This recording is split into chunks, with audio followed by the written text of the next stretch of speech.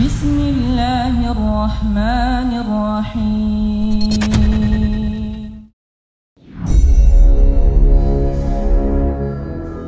Assalamualaikum warahmatullahi wabarakatuh. Syukur alhamdulillah kita bisa berjumpa lagi di channel ini. Salawat dan salam selalu dan tetap tercurahkan kepada junjungan kita Nabi besar Muhammad sallallahu alaihi wasallam. Harapan dan doa saya, semoga saudaraku semuanya selalu diberikan kesehatan, dilapangkan rezekinya, diampuni dosa-dosanya, dan dipanjangkan umurnya. Amin ya rabbal alamin. Pada saat hari perhitungan amal yang ada di akhirat kelak, hal yang pertama kali dihisap adalah salat. Hal ini menunjukkan betapa pentingnya ibadah yang satu ini. Dalam suatu hadis, Rasulullah SAW bersabda, sesungguhnya pertama kali yang dihisap, ditanya dan dimintai pertanggungjawaban oleh Allah dari segenap amal seorang hamba di hari kiamat kelak adalah salatnya. Bila salatnya baik, maka beruntunglah ia, dan bila mana salatnya rusak, sungguh kerugian menimpanya. Hadis riwayat Tirmizi. Untuk itu, sangat penting bagi kita untuk rutin mendirikan salat. Namun, di zaman yang sudah modern semacam ini, tampaknya tidak sedikit orang yang sudah mulai memandang remeh salat. Bahkan, hanya karena suatu argumen yang sepele saja, seseorang dapat dengan mudah meninggalkan salat. Bahkan kini tidak sedikit orang-orang yang menganggap bahwa salat itu hanya sebuah rutinitas ibadah semata. Ada juga seseorang yang melaksanakan salat karena terpaksa dan lain sebagainya. Hal-hal semacam inilah penyebab seseorang rajin salat namun ia masuk ke dalam neraka. Karena di dalam melakukan ibadah tersebut, mereka tidak melakukannya dengan ikhlas dan mengharap keridhaan Allah Azza wa Jalla. Dan berikut ini ada beberapa golongan orang yang rajin salat namun masuk neraka. Pertama, salat namun suka berdusta. Berdusta merupakan salah satu dosa besar dan diancam siksa yang pedih di akhirat kelak.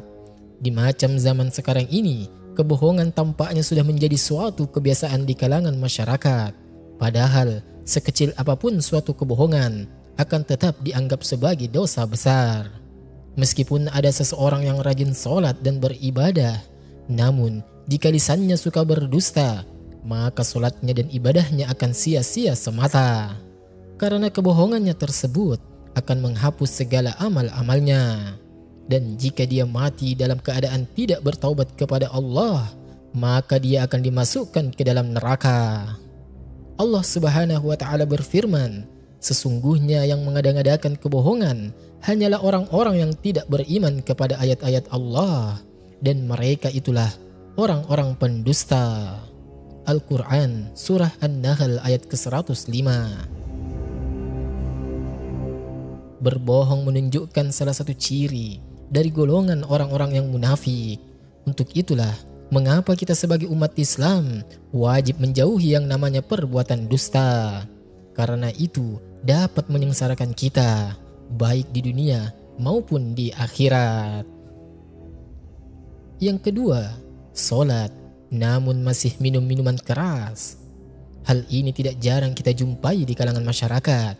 Tidak sedikit sekali orang melakukan salat namun masih suka meminum minuman keras.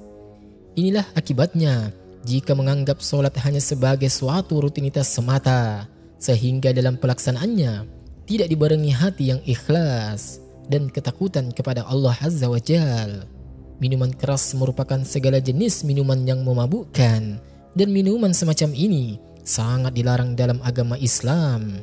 Tidak sedikit orang salat belum tentu dapat terhindar dari minuman-minuman keras atau khamar.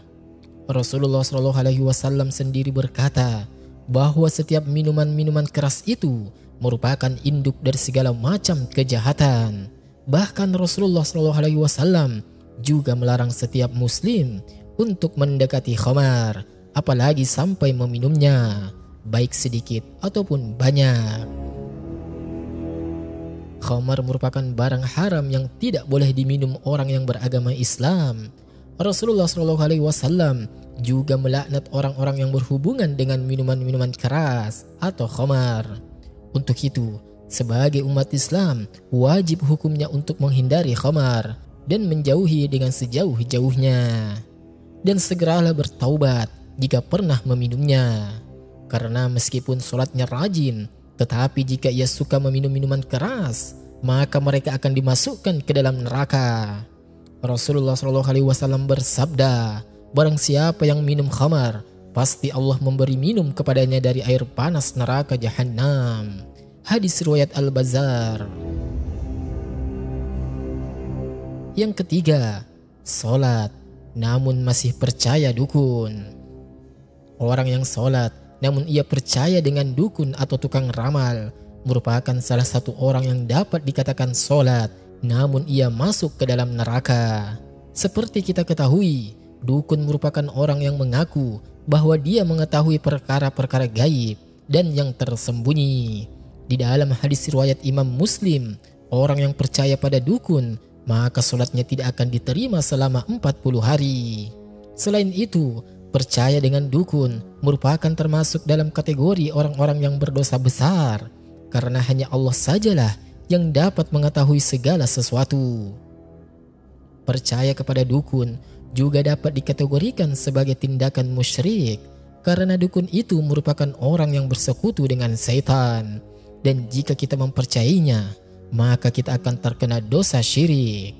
Untuk itu, jika ada orang yang sholat tetapi masih mempercayai dukun, benda pusaka dan sejenisnya, maka ia akan terancam dengan dosa yang sangat besar. Rasulullah SAW bersabda, barang siapa yang mendatangi tukang ramal atau dukun, kemudian ia membenarkan apa yang dikatakannya itu, maka sesungguhnya ia telah ingkar kepada apa yang sudah diturunkan kepada Nabi Muhammad SAW. Hadis riwayat Abu Dawud, At-Tirmizi dan Ibnu Majah. Keempat, sholat tetapi suka bergunjing kejelekan orang lain. Allah Subhanahu wa Ta'ala berfirman, apakah yang memasukkan Anda ke dalam syakar atau neraka? Mereka menjawab, kami dahulu tidak termasuk orang-orang yang mengerjakan sholat, dan kami tidak pula memberikan makan orang yang miskin, dan kami suka membicarakan aib saudara kita sendiri, dan merupakan kami mendustakan dari hari pembalasan hingga datang kepada kami kematian, maka kami tidak bertujuan lagi bagi mereka syafaat dari orang-orang yang membagikan syafaat.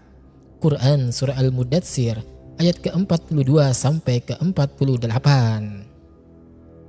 Dalam ayat di atas, salah satu penyebab orang masuk neraka adalah mereka merupakan orang yang suka membicarakan keburukan orang lain. Orang yang mendirikan sholat namun suka membicarakan kejelekan orang lain, maka ia akan ditempatkan ke dalam neraka sakar.